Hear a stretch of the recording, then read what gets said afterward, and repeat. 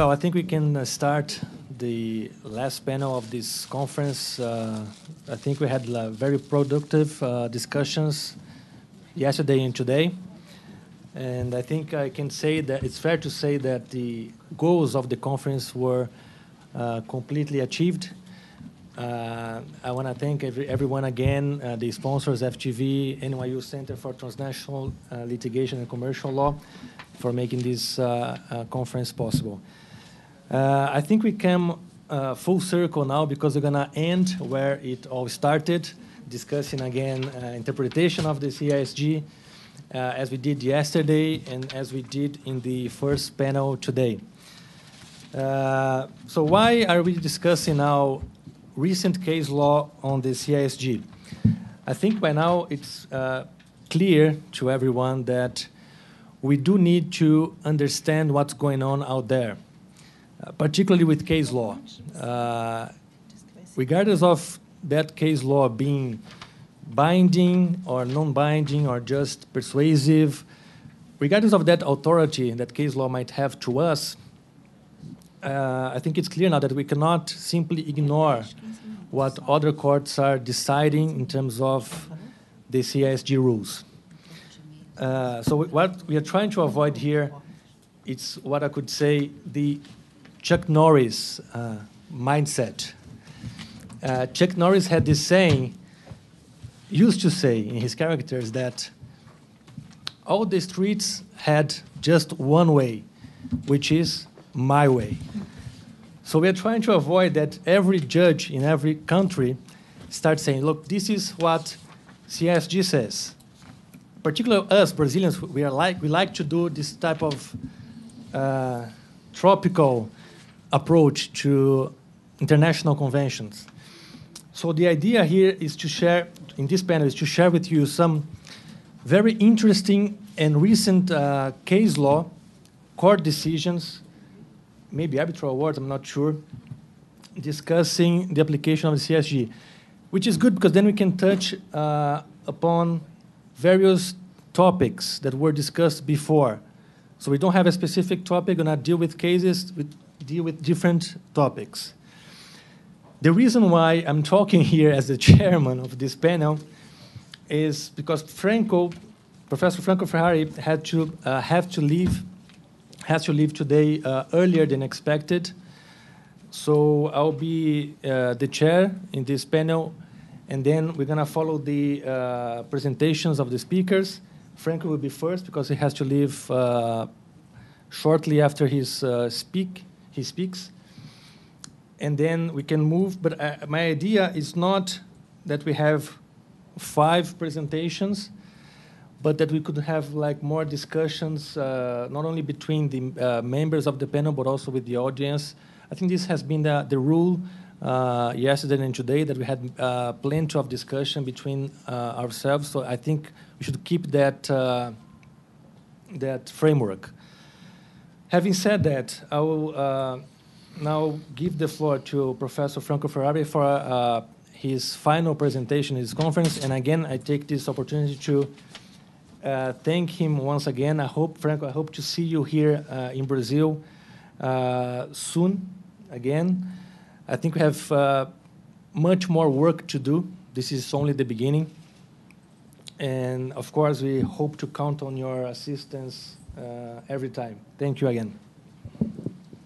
Thank you very much, Rafael. And of course, I have to thank again the organizers, meaning FGV, and all of the 5 sponsors, the law firms, and Rafael for getting me here. I really did come because Rafael did organize it, even so my name is somewhere on the flyer. It was Rafael. I will talk about 15 minutes, not more, about some recent cases. Recent cases meaning 12th of November 2012, meaning exactly 2 weeks ago. One of these cases dealt with the issue of fundamental breach.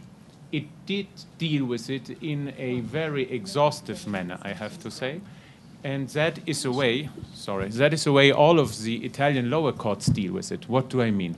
The Italian lower courts, all of the Italian lower courts decision, deal with many issues obiter that have nothing really to do with the decision they have to take.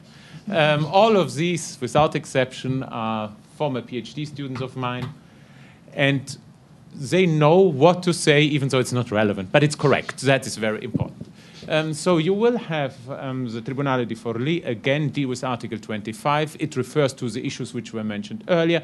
All of the various requirements that you need in order to be able to trigger all the consequences that only remedies can lead to that require fundamental breach to exist.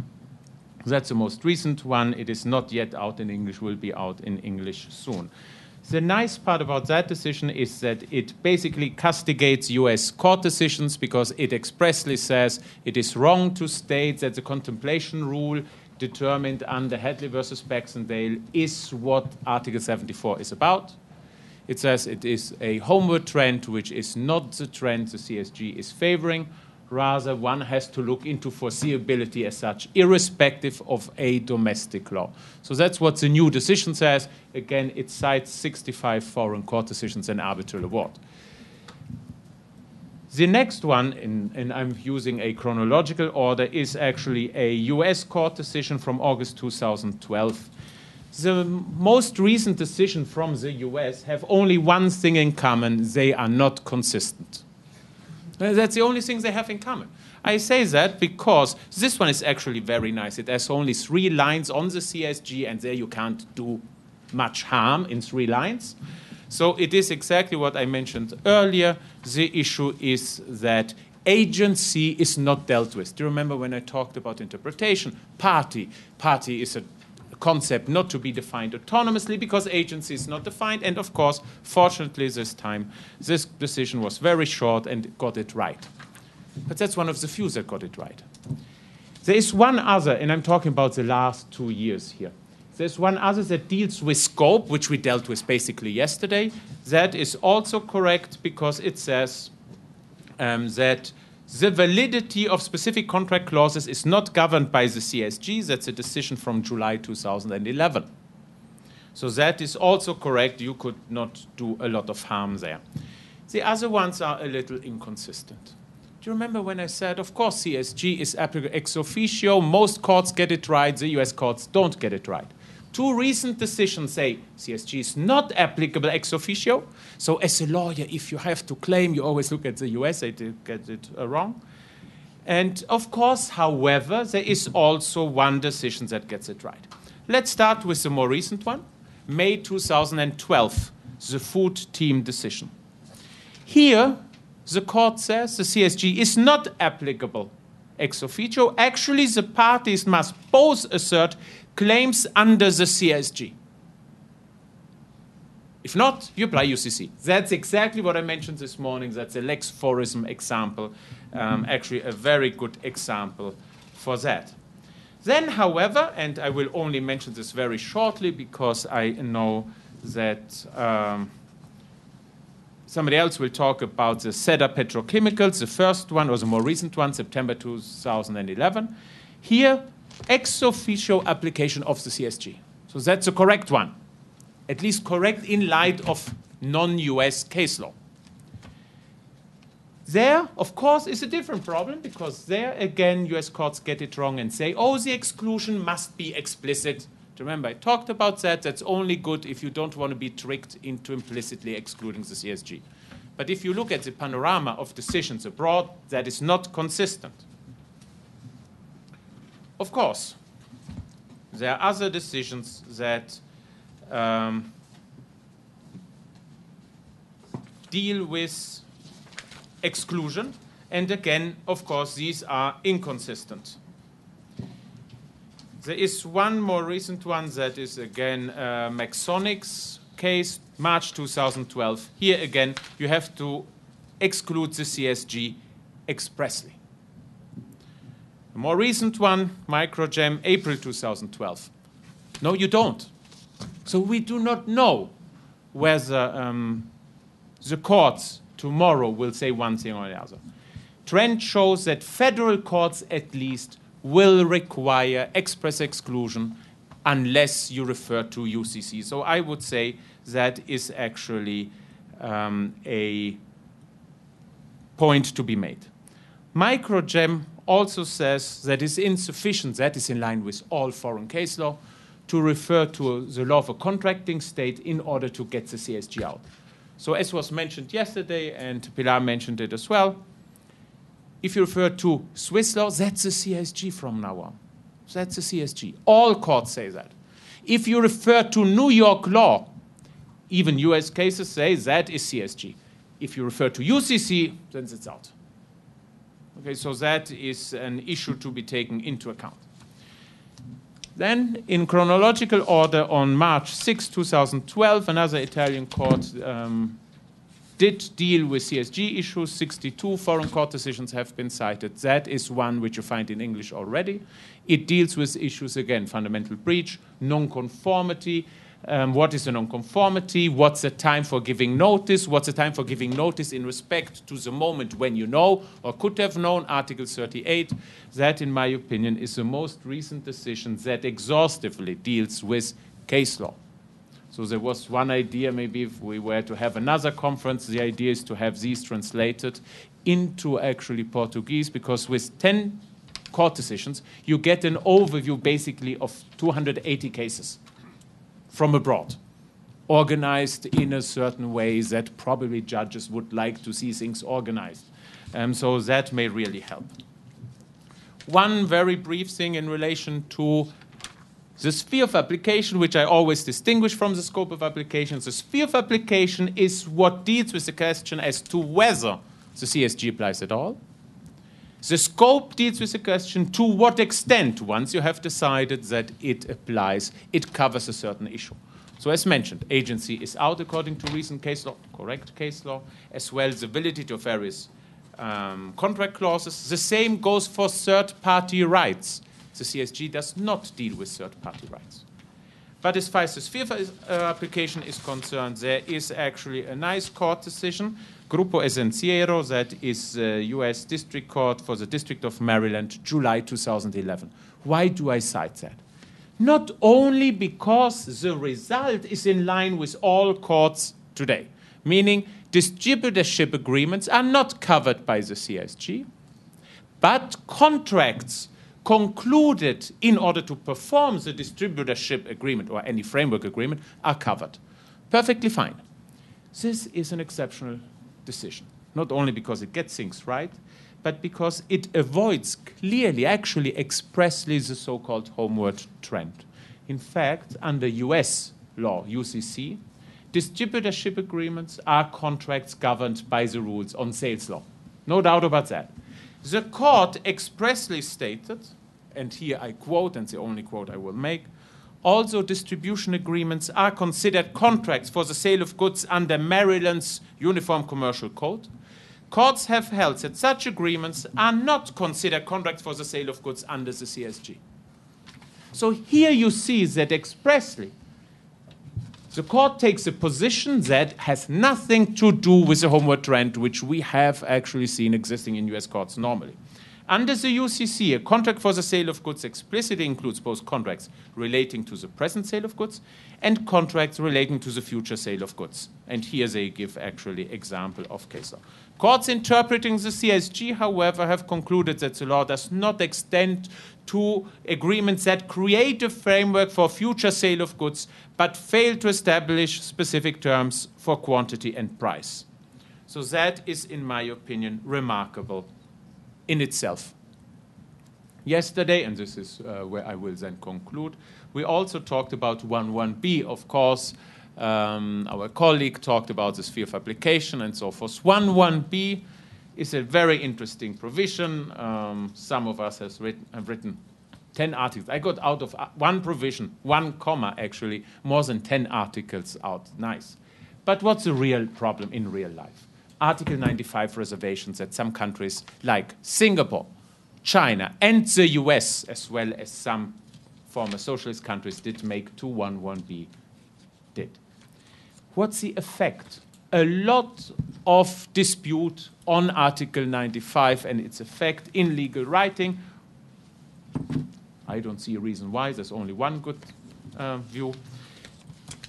All colleagues agree, without exception, that when a US court gets to the law of the US, and only one party in that contract is a party to the CSG, then the CSG is out. That is not in the reservation itself, but that is actually in the reasoning behind the reservation proposed to Congress in the United States. So the idea was to favor, again, the homeward trend, even by the legislator, the UCC whenever the CSG was not applicable by virtue of 11A. So this result, in my opinion, is perfectly fine, and everybody agrees on this. Dispute arises when the court is not a US court. What if in a Swiss-Portuguese contract, I say Portuguese because Portugal is not a contracting state yet, a Swiss court gets, for whatever reason, so Portuguese are behind, that's what I wanted to say it nicely. So what if, for whatever reason, that contract, due to a choice of law clause, is covered by US law? That's where all the wrong views start. In my opinion, in that case, since the court is, as I said, a Swiss court, where there's no reservation, and Swiss courts are therefore bound by Article 11B, like they are bound by Article 11A, in my opinion, the requirement is met. You apply CSG and not UCC. Consider also that you are not violating any reservation because you're not bound by the reservation. Vienna Law of Treaties, mentioned yesterday by you, Pilar, actually says that the reservation binds a reservatory state unless the reservation itself declares different things. And there are examples for that in the CSG, Article 92 and 93. So there is one court that gets it right. That is a February 2011 court decision that actually applies UCC to a US-UK contract. I mentioned that the UK is not a contracting state yet, but only because, and that is correct, the applicable law led to US law. So that is where, in my opinion, US courts can't actually do anything but apply domestic US law. As you see from the little I can say here, this is bad. This is bad for uniformity. Yesterday we talked about uniformity and so forth. This is bad, which is why on the 16th of October, the Office of Legal Affairs for Private International Law in the US had a hearing on whether you should get rid of the 95 reservation, and yes, that is the idea. Singapore also actually is taking steps to get rid of the 95 reservation. So that is now still a problem with some exporting countries. Yesterday I gave you some statistics. The United States among the big ones, both for imports and export out of and into Brazil. But I think that in the future will be a non-problem. So this is really all I can say in this little time. So I thank you all again for bearing with me. 3 times I had spoken, so I'm not sure you want me to be back for 3 times in a row. But thank you very much to all of you, and thank you to Rafael, of course. Thank you. I think it's impossible not to be in agreement with Franco. Oh, so. that's the first one. I'm doing something wrong. In any event, actually, I choose some topics, actually 2 topics to discuss here with you. And I would also probably refer to very briefly to some of the topics raised by Franco, because they touch upon a couple of the things that I would like to mention here.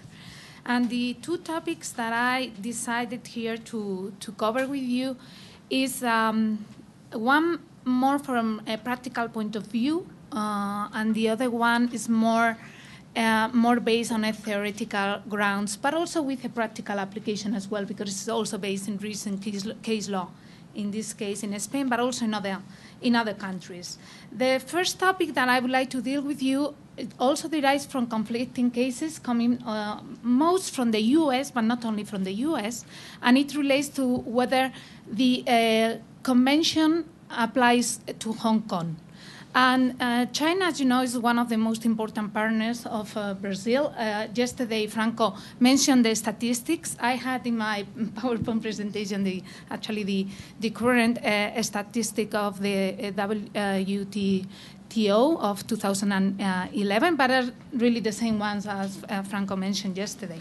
So therefore, China is for Brazil the second main trade partner.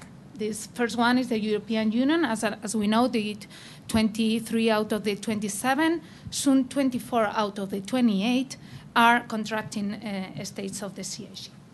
Brazil is, China is also. However, there is a specific problem with the application of the CIG in Hong Kong. And this is derived because of the fact that Hong Kong was a former colony of the United Kingdom, as you know. And when it was returned to China in 1997, China made a list of treaties that would be considered to be applicable to Hong Kong. And among those 127 treaties listed on that notice to the UN treaty section, the CIG was not mentioned. Therefore, the issue arises on whether Hong Kong is to be considered a contracting state in regard to the Vienna SARS Convention. Then, of course, when you link this with the U.S. cases, then for the U.S. it's a problem because precisely Article 95 reservation.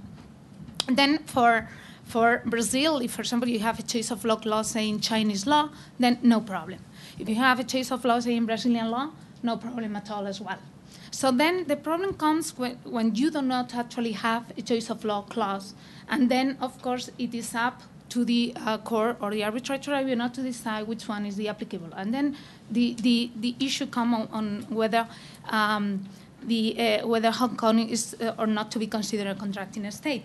Actually, it's not only a question of whether or not the CIG was listed on that among those 127 treaties, but also it's a question that goes into Article 93 of the CIG provision. It is a question of interpretation of this particular provision. I'm not tiring you with Article 93, which is actually quite long, but enough is to say that the Convention allows states that have different systems of law internally, as it happens now with Hong Kong, because with China, because Hong Kong is considered to be a special administrative region, which legally means, in regard to commercial contracts, that they have a different domestic, different system for commercial contracts. It's the one country, two systems rule applies there. By the way, the same applies to Macau, which is a former Portuguese colony. And I think this is also important in regard to probably the traffic maybe between Brazilian parties and Macau parties, because Portuguese is still an official language over there. In any event, as I said, Article 93 allows a state with a double internal legal system to expressly indicate which part of those units are within the CIG.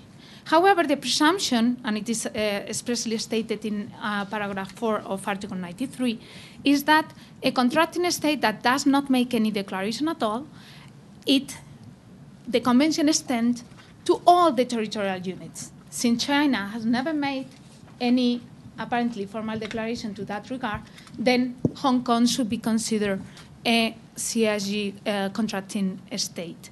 I have to say that there's conflicting cases and in this area because on how they interpret Article 93. Of course, I'm saying, giving now my opinion in favor of the application of the CIG in Hong Kong. However, since this is a problem, and China is a very important partner of Brazil, I think for lawyers it would be interesting to opt in expressly about CIG, not only because of the transition period, as we saw yesterday, but also because of this specific problem of parties located in Hong Kong. The second issue that I just wanted to mention here is the role of the CIG as a gap filler for domestic law and or as an interpretative tool of domestic law. And this is so because in Spain we have now a very abundant line of cases dealing with this issue. And actually with no discussion further, but indeed applying the CIG as a tool to reinterpret our civil code or our commercial code and to also fill the gaps of our domestic codes. And I think this is quite an interesting development of the Vienna CELS Convention that I thought it was also nice to comment here. I was actually selecting here some cases. One of them is from the High Supreme Court of Spain of 30 July 2012, which deals, and then this is, I think, particularly with the comments Franco made in regard to the U.S. Maryland U.S. case about distribution contracts, okay? So you remember in that case, the U.S. court said a distribution contract is not a sale of goods. However, it might apply to the individual sale of goods contract concluded under the framework agreement. Okay, fine. That is more or less the tendencies. However, what I find curious in this case, in the High Supreme Court of Spain, which deals with a domestic franchising contract, and in which the exclusivity of the franchising contract was an issue because it was breached by one of the parties, is that the court applies Article 25 of the CIG, meaning fundamental breach, in order to assess whether there was a fundamental breach of the contract. So therefore, actually bringing into consideration of a domestic franchising contract the principles of the CIG in regard to the fundamental breach of the contract. This actually has provoked, not only this case, but I would say 100 now of cases in my country, that has provoked rethinking of our Supreme Court on the way in which fundamental breach of the contract is seen in the general framework of the theory of contract law, meaning that now the way the tribunals interpret this question is in the light of the CIG. So that, I think, is a very important development. Then I had some other cases, and I'm sure so Franco would like them because they are related with share agreements, which actually shares are not covered by the CIG. However, for questions of breach of the contract of the shares itself, then CIG is applied as well. And then in this, just a final mention here, in regard to this tendency that we have seen in Spain since 2007, and now is, as I said, very deeply anchored in the reasoning of our tribunals, is just to mention that this is not a specific of Spain, although I think probably in Spain you will find most of the the great number of cases. It is also a tendency that you will see in other countries, like in Europe, in the Netherlands, or in Latin America, even in Colombia. I also check on the Brazil website, and there is also a case more or less on that line. And even in the USA, Franco, you would like that because you are always so critical to the US. And actually, there is a very nice decision of the California Court of Appeals of 27th January 2012, in which it states a couple of things that that we have been more or less discussing either publicly here or in during lunch conversation. One of them is that, and that's the important comment here, is that in this domestic case, it's a domestic case in which the court relied on a CIG case in order to support the reasoning of the finding of the case, which in the case at hand was whether an indemnification clause that was included in an invoice that was not signed by the other party was to be considered not included within the contract. And then the court relied here on a CIG, an international sale of goods case, which was Chateau de Worms. Then the second interesting thing is that it says, well, it's the court actually concludes that it is not a sale of goods contract, but a lease of property of contract. But make a reasoning also under the sale of goods provision in order to find the complete scope of the discussion between the parties, saying that this kind of case would be actually a good case for U.S. students in a final exam, something that was mentioned already as a good tool for U.S. lawyers to learn about the CIG. So this is what I wanted to say for today. Thank you so much. Thank you, Pilar. Before I pass on the floor to Professor Nadia, I would like Franco to comment on those, if you could, before you leave to the airport very quickly. So I like what you just said. Consider that the only CSG cases that exist in England, which is not a contracting state, and where the CSG has never been applied, per se, and where not even the 1964 conventions has ever been applied, even though they have been in force since 1973, are cases that confirm what Pilar said in respect of other systems. Apparently, the rules on contract interpretation are considered by the Court of Appeals in England old. So what do they use, among others? Actually, the CSG to promote a way to modernize the rules on interpretation in England, a non-contracting state. So that is very interesting, and these two decisions that exist have had a lot of comments, favorable comments. The same goes in Australia, and in Italy we have a similar issue, but of course I have to say, and then you will see why I say, of course, not with sales law. Sales law is so old, we have solved all the problem of sales law. But we have the problem with the leasing convention. The leasing convention is in force in Italy.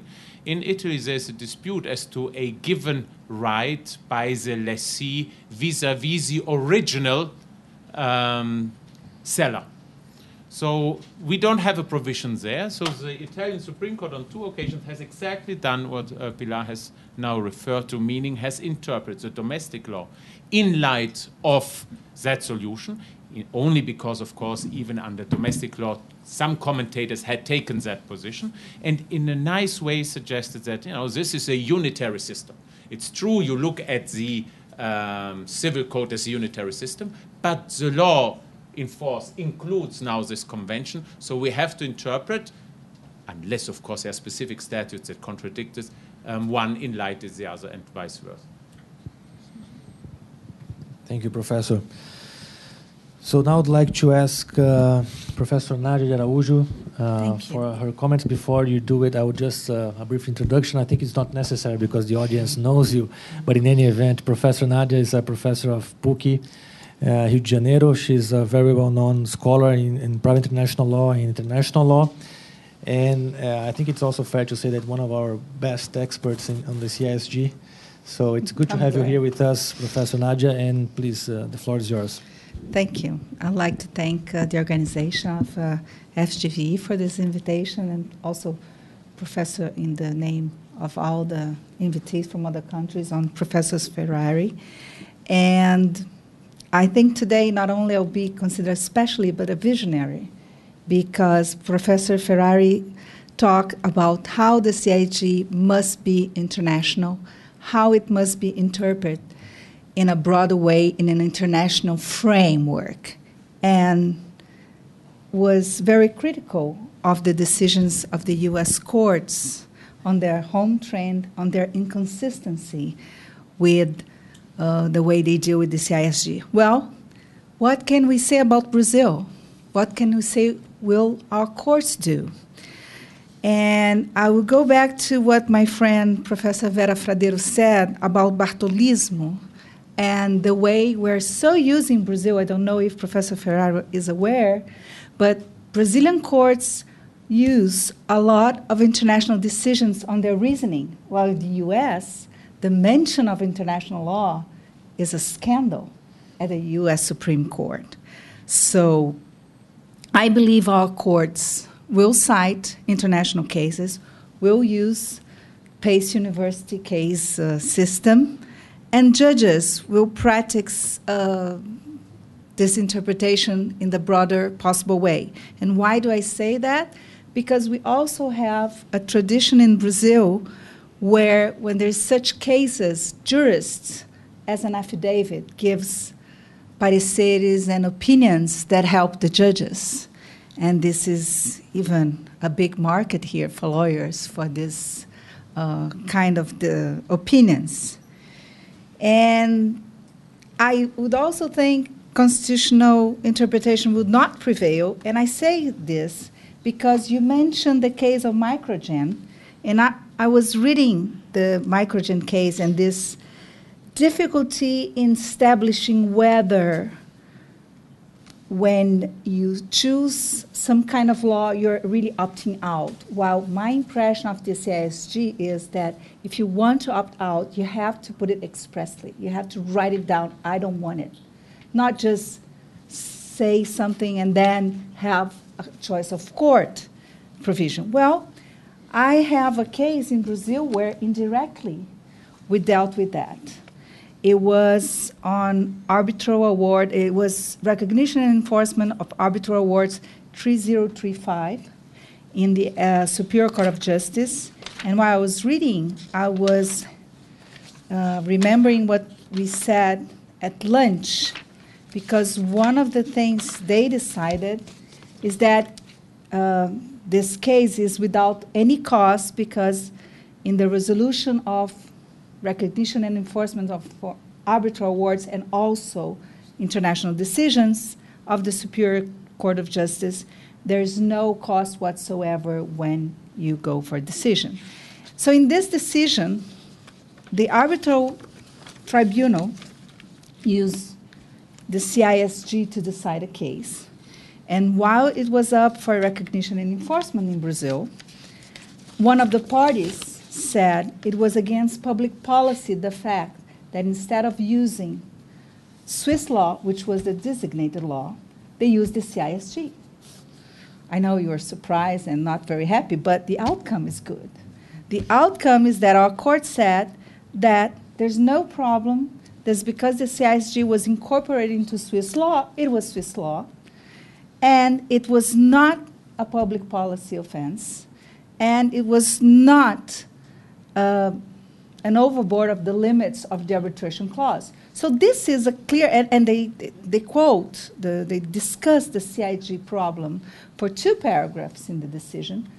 And considering that at this point in 2009, the CIG was not even up for Congress, as it is now, as it is signed now, I think this is a very good sign for the future.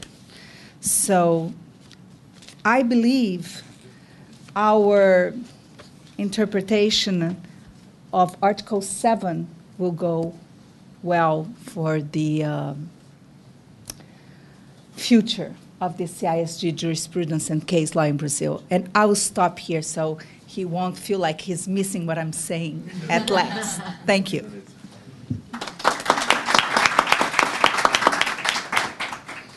Thank you, Professor. Pilar, is it okay if we turn to Portuguese? Can you understand Portuguese? Okay. Great. Bom, então agora, prosseguindo na apresentação, vou passar a palavra para a Adriana Dantas. Adriana, em primeiro lugar, queria agradecer sua presença aqui, o patrocínio do BMA também ao nosso evento. E eu sei que você teve uma experiência muito interessante nos Estados Unidos com International Trade, aplicando o CISG. Eu queria que você comentasse um pouco. O Franco foi muito incisivo nas críticas dele aqui às cortes americanas. E have a nice trip, safe trip back to New York. E eu queria que você comentasse um pouco a visão, como é advogar, né, com os tribunais americanos aplicando a Convenção de Viena. Imagino que você deve ter tido experiência com países latino-americanos, né, sul-americanos nesse sentido. E talvez comentar um pouco o que foi dito já nesses casos recentes que foram mencionados, se você puder. Obrigado.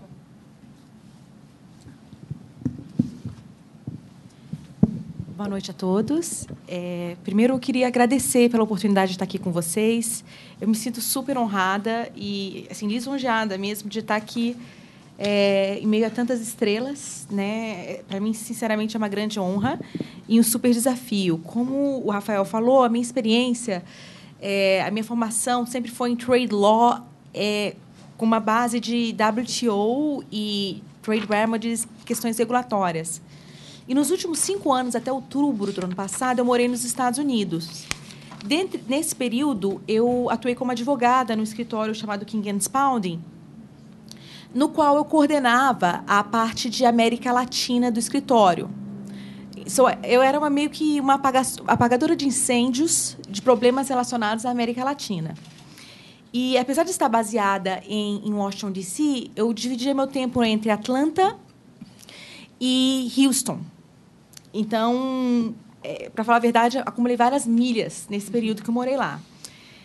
E alguns casos nos quais a interpretação da convenção foi aventada e foi discutida caíram no meu colo, e cabia a mim fazer esse paralelo entre o direito americano e o direito, nos casos que eu atuei, era brasileiro, exportadores brasileiros e chilenos. Então, foi quando eu tive a oportunidade, né, o privilégio de conhecer mais a interpretação que cortes americanas têm dado a essa aplicação. Na realidade, a minha apresentação é sobre o artigo 6º, né, da Convenção, e me encantei pelo tema. Então, espero circular mais pelo meio de vocês, porque, de fato, é muito bonito. Então, a minha apresentação, na realidade, o tema que eu tinha discutido com o Franco foi a pragmatical look at recent case law on the CISG, Article 6, as it impacts on the interests of Brazilian exporters. E eu, basicamente, não fui puxar a sardinha para o meu lado, pegar casos que foram semelhantes aos quais eu atuei, e também para tratar de alguns pontos que eu acho que são fundamentais, até porque a audiência, o público-alvo desse evento são advogados que aconselharão exportadores brasileiros ou até advogados in-house, alguns problemas que eu identifiquei nesses casos e também na minha prática, por não estar claro qual que era a lei aplicável naquele contrato. E em alguns casos que eu tive a oportunidade de ver que a aplicação da UCC prevaleceu, foi bem problemático, tendo em vista que a UCC favorece o maior formalismo. Tem a questão, por exemplo, da não aceitação de Parole Evidence Rules. E isso foi muito difícil para exportadores brasileiros e latino-americanos entenderem essa aplicação. E, de mais a mais, um dos benefícios que a adoção da CISG pelo Brasil traz é justamente conferir mais previsibilidade, reduzir os custos transacionais e também permitir, né, que a maior inserção de empresas brasileiras, sobretudo de pequeno e médio porte, no comércio exterior de bens e serviços.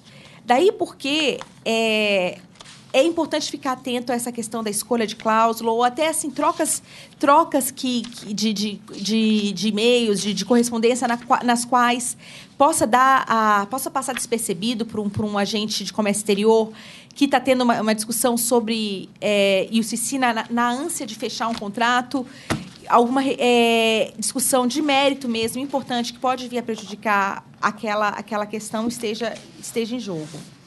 Os casos que eu peguei, um deles é claro, assim, como os senhores sabem, para que a CISG deixe aplicar, deve dar, via de regra, expressamente previsto no contrato essa exclusão.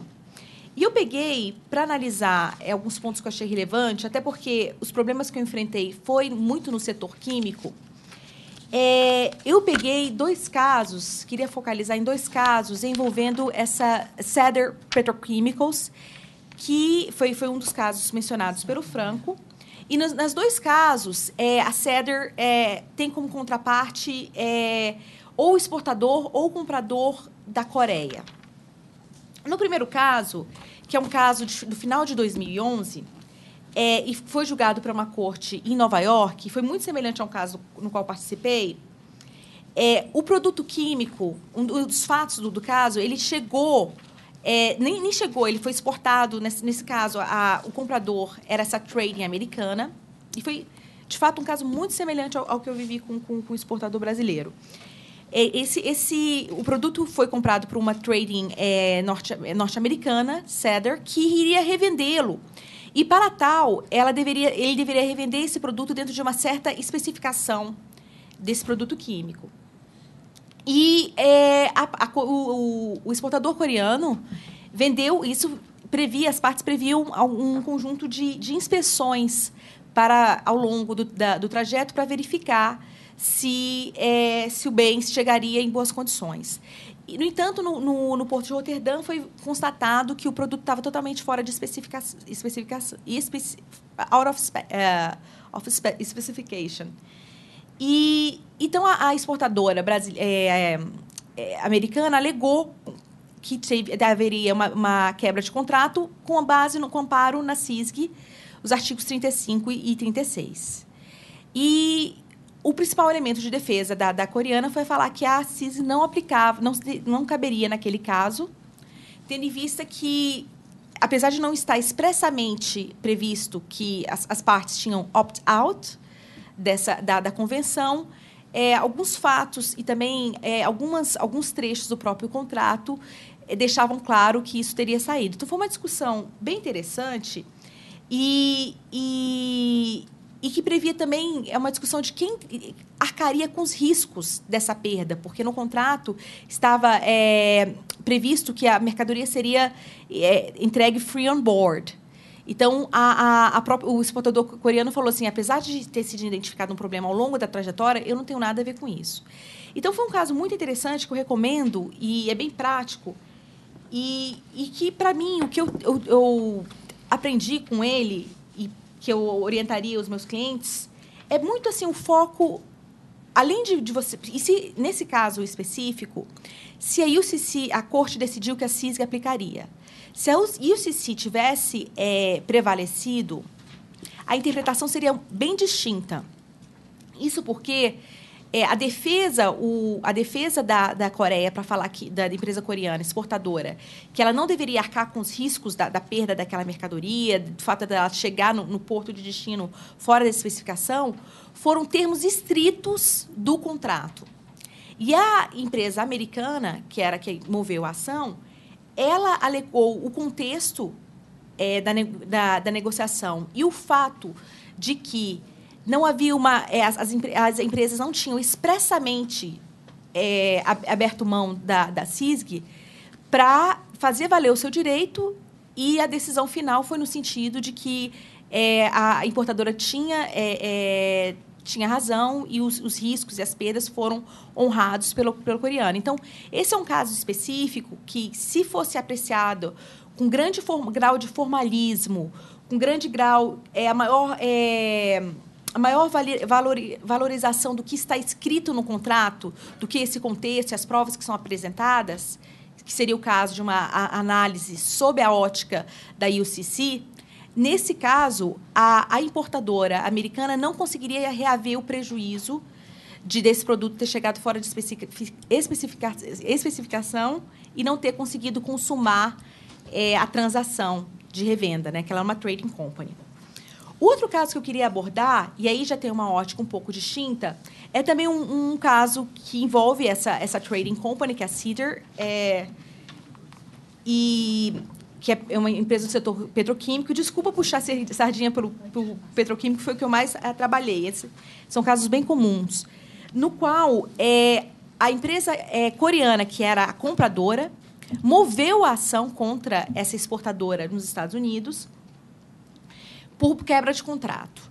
Nesse caso específico, as partes tinham uma longa data de um difícil histórico comercial, e elas acordaram um preço X para a compra de tolueno, e, ao longo da transação, houve um aumento do preço em $150 por tonelada, por metric ton. Então, basicamente, não era mais interessante para o exportador americano honrar aquela transação, tendo em vista que houve uma mudança. Isso é muito comum e é muito especialmente importante para a gente, tendo em vista que a nossa pauta exportadora é muito centralizada na exportação de commodities e cujos preços flutuam consideravelmente. E o que aconteceu aqui, nesse caso, também a Corte de Nova York decidiu pela aplicabilidade da CISG. O que foi algo também que, na minha visão, foi útil para fazer valer o direito do exportador de não honrar aquela transação, tendo em vista que ela não tinha sido consumada. Então, o ponto que foi tratado nesse caso foi não só a questão da choice of law, mas também o momento em que aquela transação teria sido dada como consumada. Porque, nesse caso aqui específico, as partes trocavam contratos e a própria compradora coreana tinha dito expressamente, eles estavam discordando sobre se a UCC seria aplicável ou a lei de Singapura. E, por sorte, a compradora coreana tinha mandado o retorno, tinha retornado o contrato falando que ela só assinaria se o exportador concordasse com a escolha da lei de Singapura. Então, nesse caso, que é um caso que o que motivou verdadeiramente a quebra do contrato foi a oscilação de preço, a aplicação da CISG autorizou, permitiu, e essa interpretação, que é muito mais contextualizada, permitiu que o exportador, no caso a empresa americana, do setor petroquímico, saísse do contrato, porque o contrato não foi dado como consumado. E é interessante notar que esses são casos muito semelhantes ao nosso perfil de atuação no comércio internacional. Porque, por exemplo, em 2005, não sei se vocês recordam, mas a China também alegou, no momento de oscilação do preço da soja, alegou vários motivos, dentre os quais problemas sanitários, para quebrar contratos, no contexto em que a verdadeira razão era a oscilação do preço. Então, eu vejo, sinceramente, assim, em termos de conclusões, eu acho que a questão da escolha da applicable law para o exportador, e tendo sob a ótica de uma empresa de médio e pequeno porte, tem que ser considerada com muito cuidado, porque os seus impactos e os estragos decorrentes dessa escolha são muito grandes. A aplicação da UCC, ela tem o efeito de encarecer os custos do próprio litígio, é muito formalista e muitas vezes a decisão às vezes é até favorável à empresa americana, no caso, tendo em vista que até o desconhecimento, a falta assim de um melhor exercício do direito pela empresa estrangeira. Eu acho que uma das grandes vantagens de você escolher a CISG como lei aplicável, não colocar nenhuma menção expressa à sua exclusão, é a questão da aplicabilidade da Parole Evidence Rule, que, quando o caso é apreciado sob a ótica da UCC, num contexto em que as evidências trazidas em juízo sejam contrárias ao que está expressamente redigido no contrato, as evidências perdem o seu valor e não são consideradas pela Corte. Ao passo que, quando a análise, a interpretação é feita no contexto de CISG, o valor dessa prova, dessa evidência, é muito mais relevante e está muito mais alinhado com até a própria prática, a forma comercial dos latino-americanos e os brasileiros. Bom, basicamente era isso, Rafael. Eram essas ideias que eu queria trocar e queria agradecer a vocês. Espero que seja útil. Obrigado, Adriana. Acho que a professora Nádia gostaria de comentar brevemente essas suas considerações. Queria fazer um comentário breve, porque é uma coisa que sempre me surpreende com a questão do direito americano. Nós vimos hoje, nos casos que a Adriana relatou e que do professor Franco Ferraro relatou, essa dificuldade que eles têm, e que para nós é estranho, aplica a CISG, aplica a UCC, tem uma referência expressa ou não. É porque, nos Estados Unidos, a ideia que eles têm da aplicação dos tratados em geral é muito mais fluida que a nossa. Eu vou remeter vocês a um caso da Corte Suprema dos anos 70, a Aeroespacial, onde a Corte Suprema Americana, num caso que devia ser usada, a Convenção da Haia, de citação, disse que não, porque tinha a convenção, mas que as pessoas podiam escolher o que achassem melhor. E, até hoje, tudo que é citação no plano internacional nos Estados Unidos tem essa briga, se você usa a convenção ou não usa a convenção. Ora a convenção é mais útil, ora é menos. Tem uma série de problemas com essa questão. E com a de evidence também se permite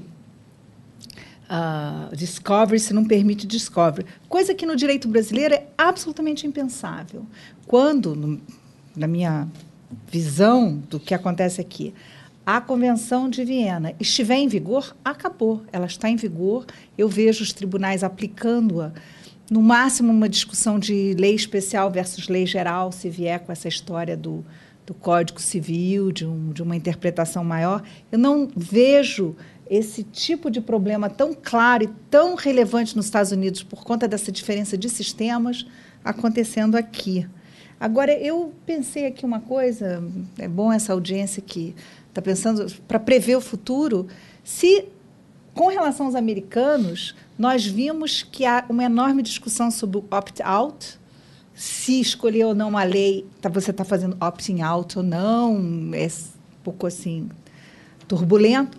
Por que não incluir uma cláusula expressa, até desnecessária na nossa visão, mas dizendo que se aplica a CISG? Seria uma maneira de lidar com isso, né?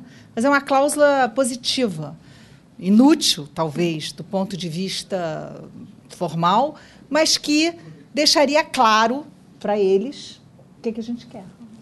Eu queria só fazer esse comentário. Pilar, por favor. Sí. Thank you.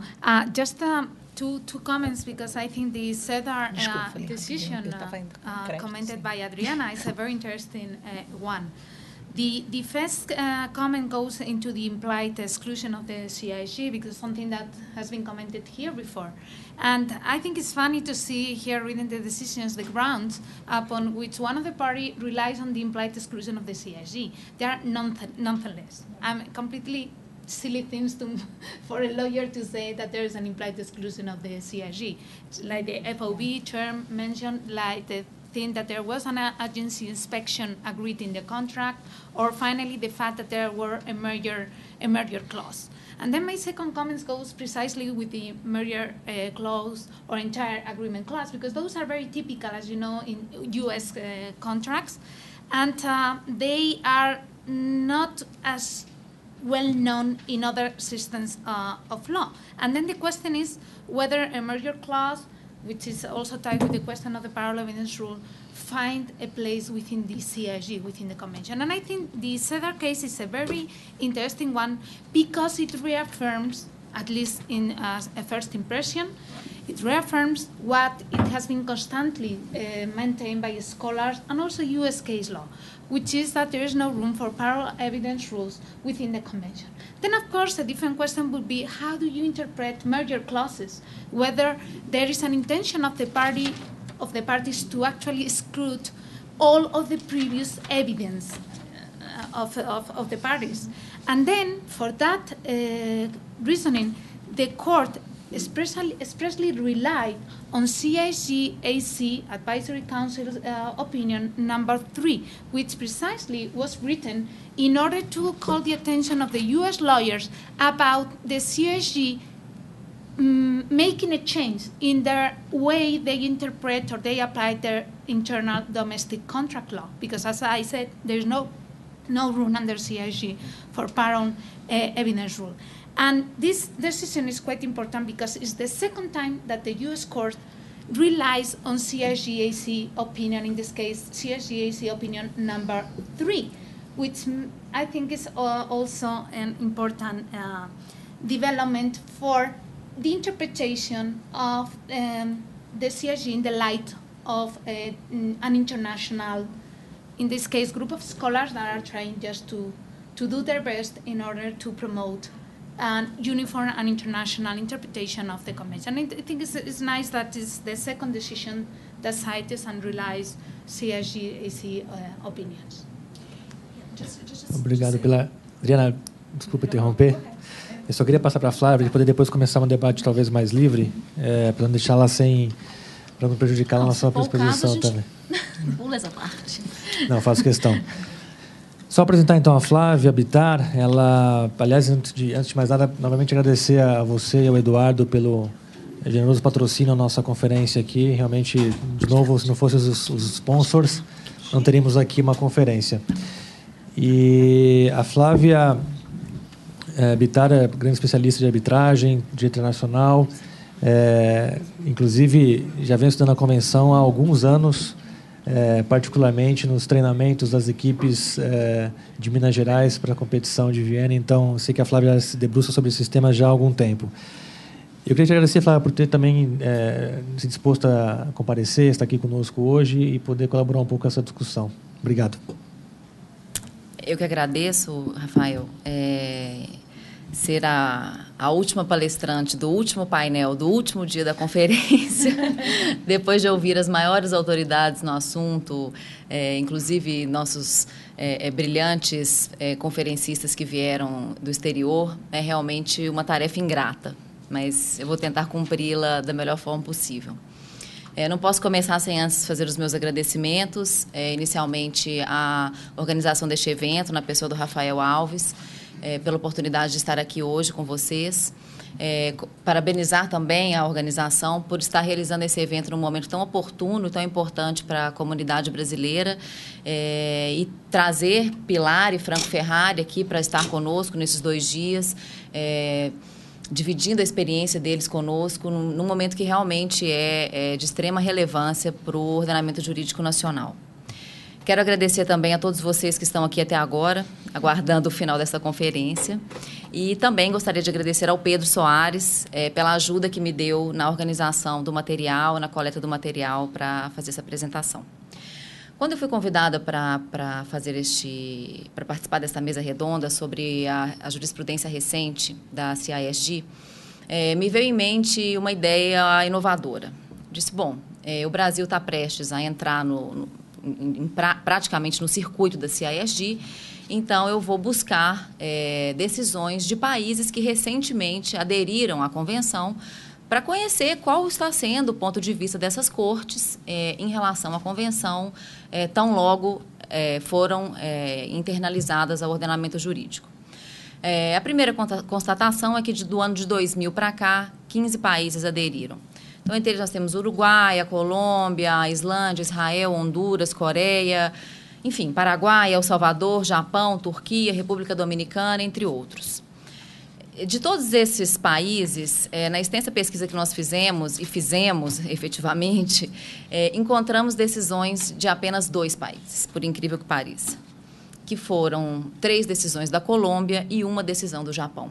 Decisões de cortes, né? Eu quero deixar claro que nós não fizemos a pesquisa na área de decisões arbitrais, porque o interesse era realmente conhecer o entendimento do judiciário destes países.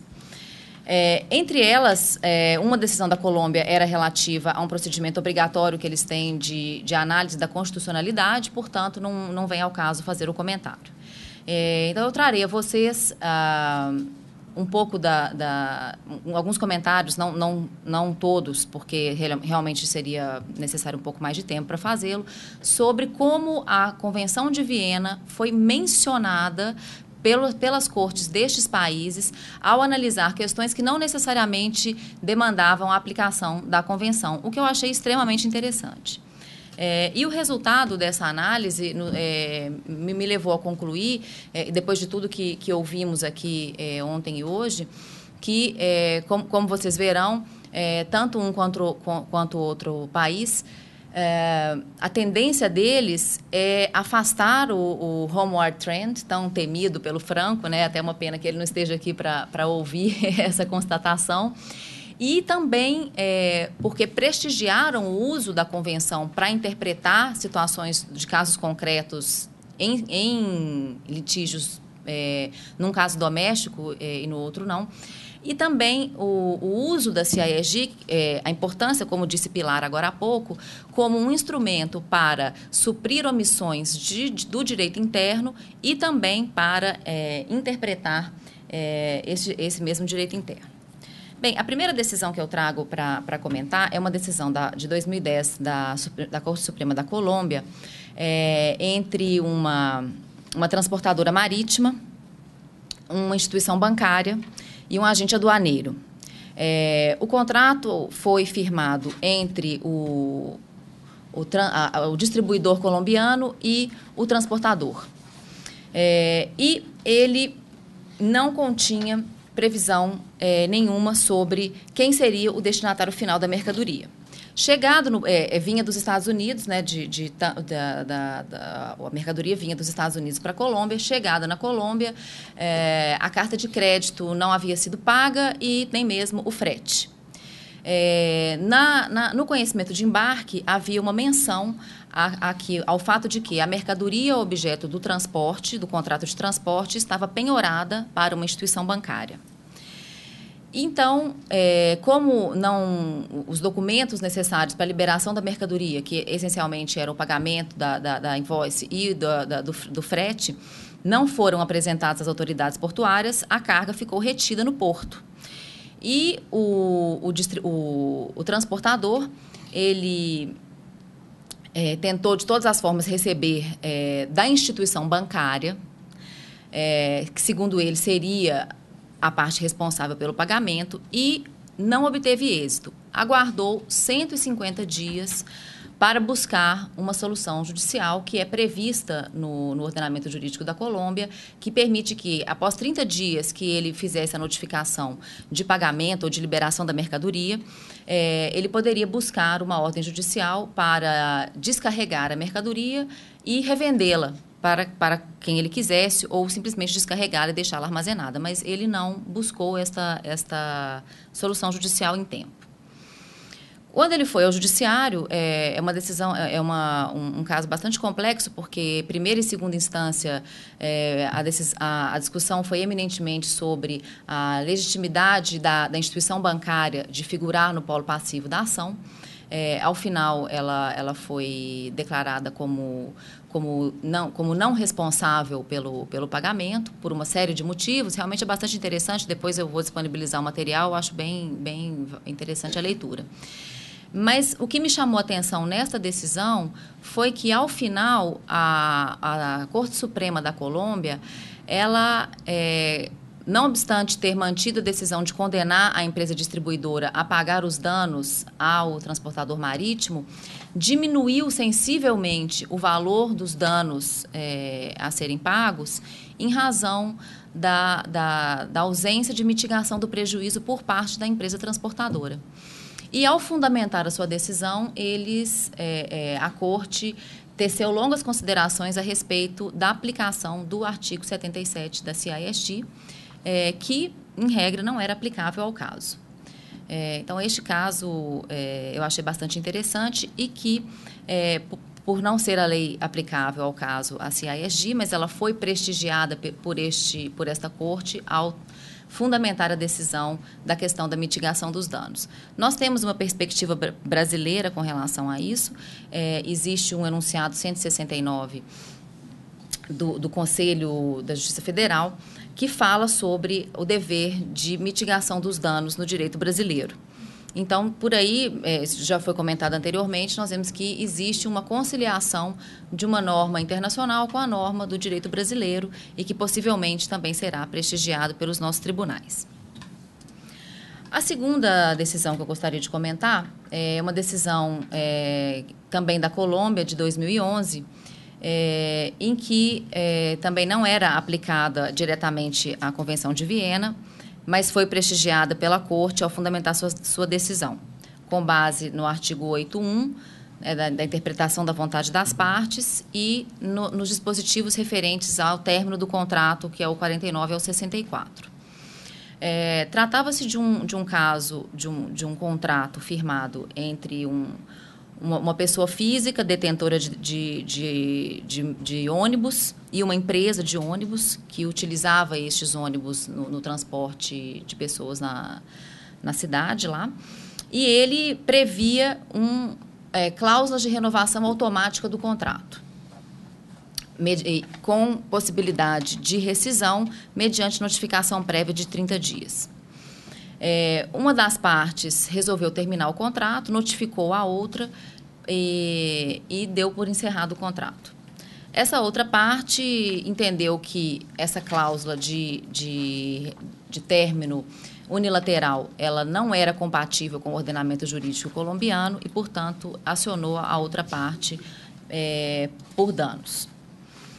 Qual foi a decisão da Corte? A decisão da Corte foi no sentido de que, apesar da lei doméstica da Colômbia não conter previsão de rescisão unilateral do contrato, é comum na prática contratual essa possibilidade e deveria ser admitida como uma lei geral da Colômbia. E aí ela cita os dispositivos da Convenção de Viena para fundamentar essa decisão, não obstante não fosse a Convenção de Viena aplicável diretamente.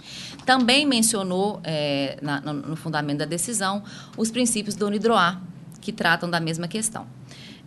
Disse que a real intenção das partes deveria prevalecer sobre a literalidade do contrato e a aplicação do princípio da boa-fé, no sentido de que um contrato de renovação sucessiva não pode ser considerada como um negócio indefinido a que as partes devem ficar eternamente vinculadas.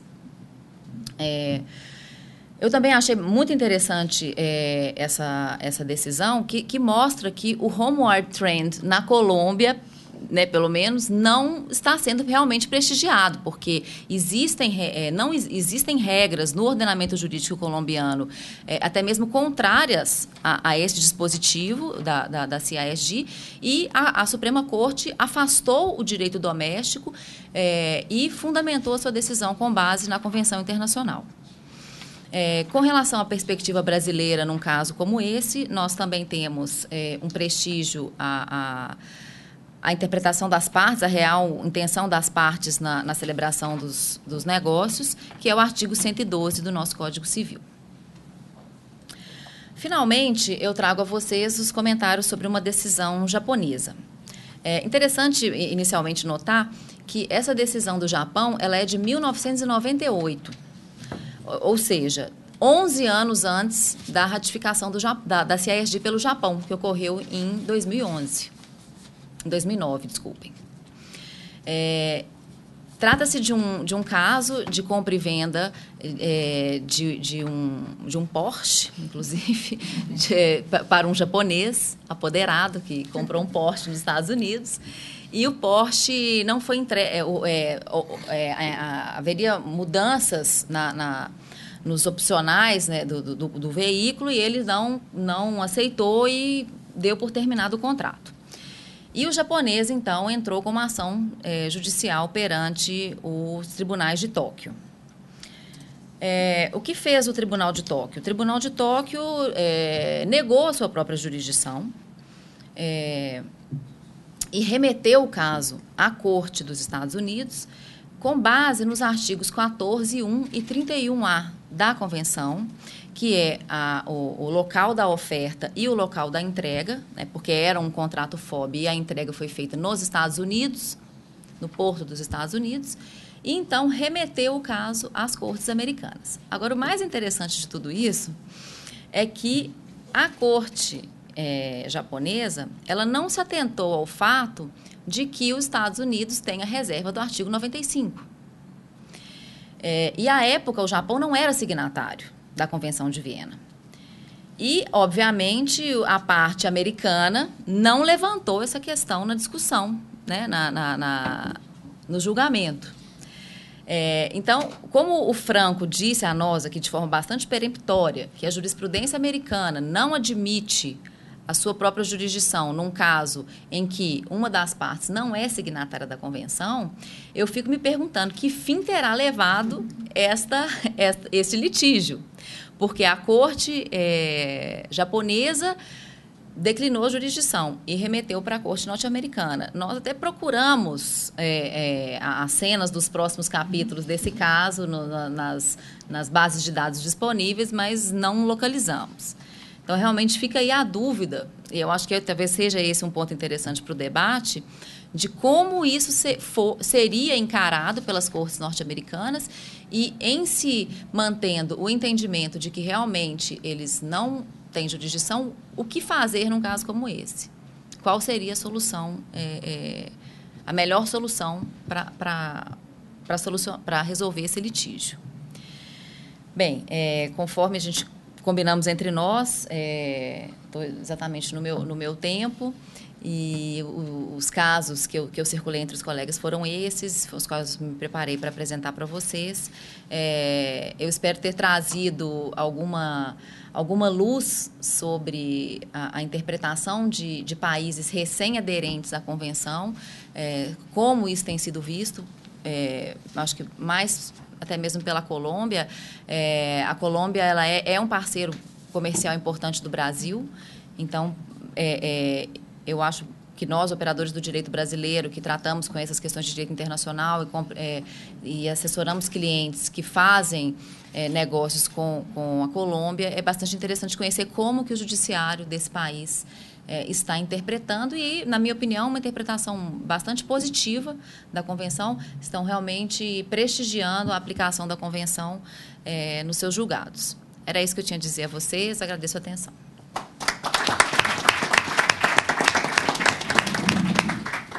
Obrigado, Flávia. Bom, acho que agora podemos passar então para um debate um pouco mais livre, né? A gente discutiu diversos tópicos distintos aqui nesse painel até agora. É interessante notar que das primeiras vezes que eu vejo nós discutindo decisões judiciais japonesas ou colombianas a sério, tentando entender qual que é o racional por trás delas, né? É um exercício que a gente vai ter que começar a fazer cada vez mais, né? Ao ter que aplicar a Convenção de Viena aqui no Brasil também. Adriana, acho que você queria fazer um comentário sobre a discussão anterior, né?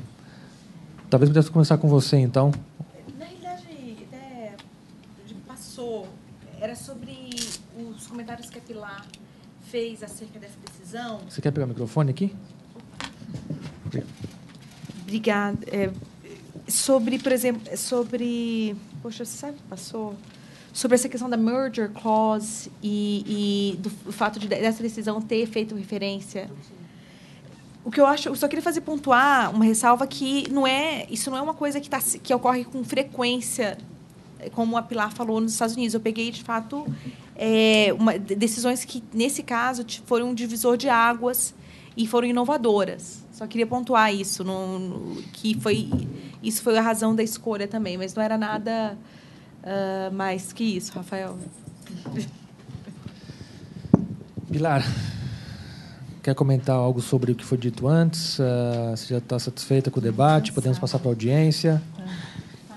Just, if I may, você pode just falar one comment. espanhol se você quiser, não tem nenhum problema. Bueno, solo un comentario en relación con Colombia. Porque bueno, lo ha comentado Flavia, que es sin duda un socio comercial importante de Brasil.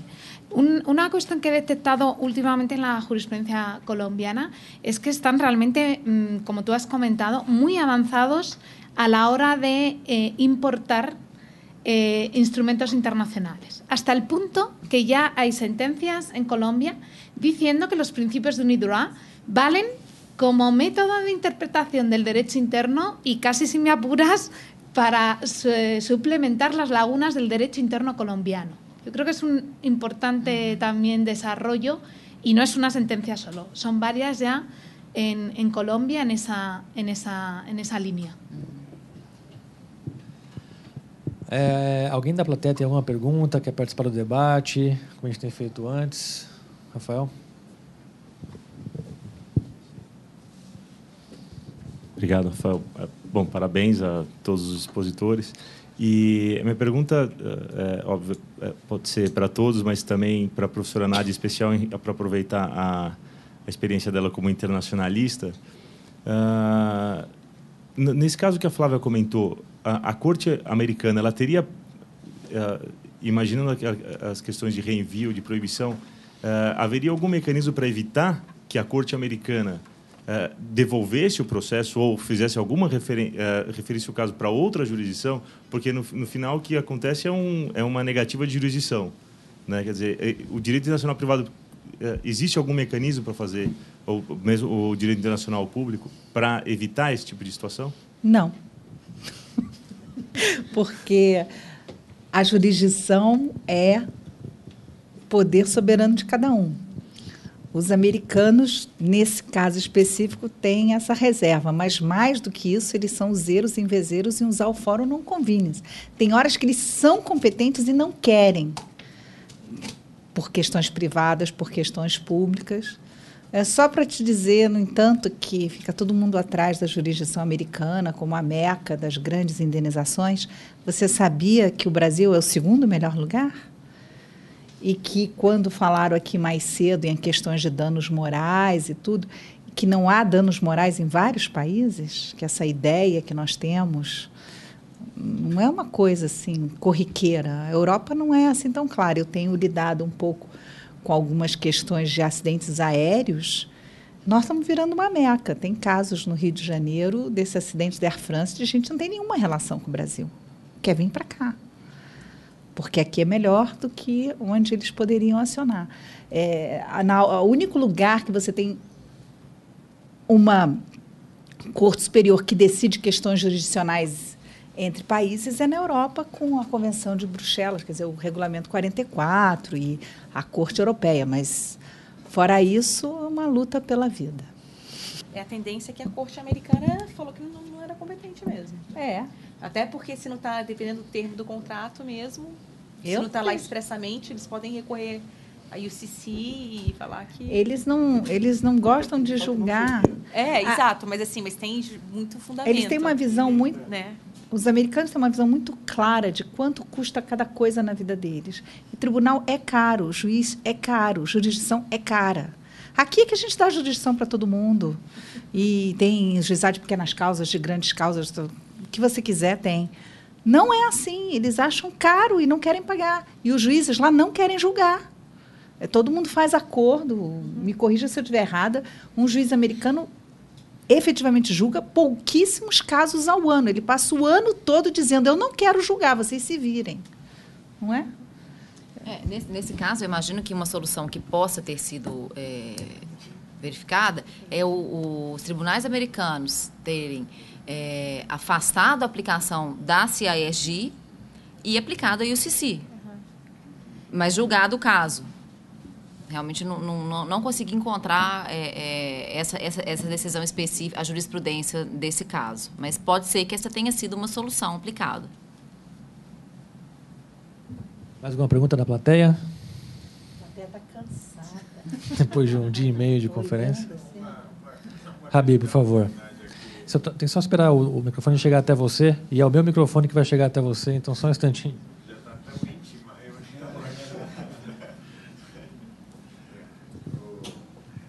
Não, com a incorporação e o artigo 1B, né, que faz referência lá às regras de direito internacional privado. E que nós não fizemos reserva. Pois é, então não vamos ter reserva. Então, este vai ser um caminho para determinar a aplicação da CISG, ou para escolha, para a determinação da lei aplicável, quando não tiver havido escolha, né, pelas partes. E que poderá conduzir à aplicação da CISG, certo? Bom, mas isso para nós e países que não são. Isso. E aí eu não quero entrar na discussão do artigo 9, se a gente tem ou não tem autonomia. A Vera Fradeira hoje falou do déficit da autonomia, né? Fiquei tão feliz, eu acho um déficit mesmo. Estou com ela. Mas a minha questão é a seguinte: a gente tem a lei de introdução ao Código Civil hoje, né? E tenho notícia de um projeto já antigo, de vários anos, de revisão da lei de introdução, né? Alguém tem notícia? Está paradão, está numa gaveta perdida no Congresso totalmente, não tem a menor possibilidade de andar, a não então, ser que nós... Então, é com esta lei de introdução que a gente vai ter que lidar. Continuamos com ela. Vamos fazer uma interpretação extensiva, usar uma nova metodologia, o Eric Jaime, sabe assim, a pluralidade das fontes, mas... Não, porque isso eu acho que advoga em favor da escolha expressa, realmente, da menção à convenção, que é uma coisa que a gente já tem visto. Assim, isso que você sugeriu é uma coisa que a gente tem visto na prática. Acho que é prático. Contratos que mencionam explicitamente a aplicação da convenção e, subsidiariamente, a lei de um país, né? Outra coisa que as pessoas falam tanto da lei aplicável, mas a verdade é que a lei aplicável, escolhida numa cláusula, não dá conta de todos os problemas do contrato. Inclusive, a CISG tem muito claro, por exemplo, validade não é, forma não é, problema de capacidade, o pessoal esquece do fracionamento, do DPSAG, que conforma algo maior A CASG, ela trata das obrigações do vendedor, do comprador, mas um contrato internacional ainda tem outros problemas. E aí a gente, às vezes, não tem como evitar o DIP, né? De você ter essa questão de regra de conexão. Mas se você disser, bom, aplica-se subsidiariamente a lei do país X, algumas dessas questões você... Não acho, não. Eu acho que validade, capacidade, nunca... Eu acho que você não consegue. Porque, veja, a lei aplicável é para substância e efeitos. É para as obrigações.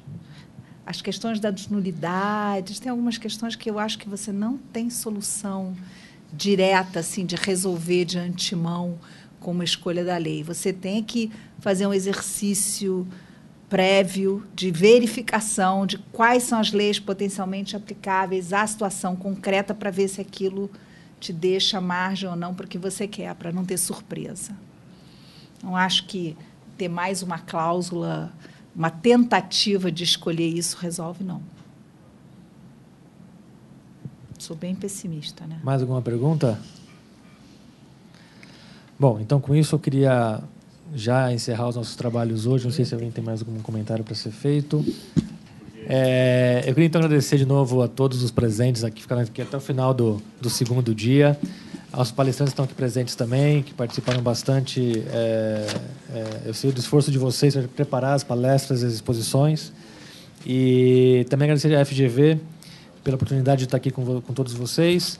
E, como eu disse antes, espero que a gente possa, que esse seja só o primeiro passo que a gente tenha dado. Alguns primeiros passos já, né? Não foi a primeira conferência que discutiu isso. E acho que a gente tem muito trabalho pela frente ainda, né? Todos nós aqui presentes temos muito o que fazer. Até porque nós estamos todos convencidos já da importância da Convenção de Viena, da beleza da Convenção de Viena e tudo mais. E nós temos que todos unir esforços para poder convencer quem não está aqui nessa sala agora de que ela é importante, tem que ser aplicada e tudo mais. Então, acho que, né, professora Nádia, acho que... Posso fazer uma proposta? Por favor. Vamos fazer assim, que nem fizeram no Rio ontem, teve a maior passeata, né? Veta Dilma para o negócio. Vamos fazer assim, promulga Dilma. Esse é o promulga. Assim que é logo, Vamos né? fazer uma passeata aqui da convenção, os cartazes. Deposita. Não, mas promulga, né? Que fica Bom, assim. pessoal, então é isso. Obrigado por todos estarem aqui presentes e a gente espero que a gente possa manter contato. E, Pilar, de novo, obrigado por ter vindo até São Paulo, de Madrid, para poder participar da conferência também. E espero que possamos também contar com você em outras oportunidades para discutir a Convenção de Viena. Obrigado. Não, eu acho pior é a